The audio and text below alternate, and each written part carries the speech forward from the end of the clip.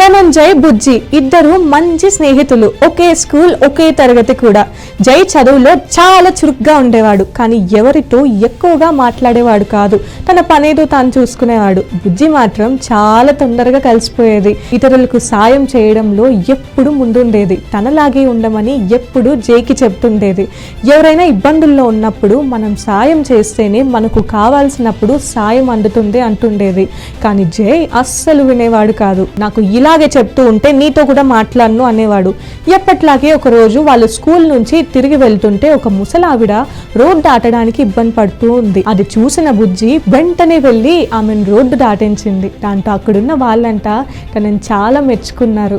ఆమె కూడా బుజ్జికి థ్యాంక్స్ చెప్పింది. అది చూసిన జై, నేను కూడా సాయం చేయాల్సింది, పాపం మా నాయనమ్మలాగే ఉందావిడ, బయటకు వెళ్ళినప్పుడు మా నాన్నమ్మ కూడా ఇలాగే ఇబ్బంది పడుతుందేమో, నాలాగే ఆలోచిస్తే వాళ్ళకి ఎవరు సాయం చేస్తారు, ఇక నుంచి నేను కూడా బుజ్జిలా వీలైనంత సాయం చేస్తాను అని మనసులో అనుకున్నాడు.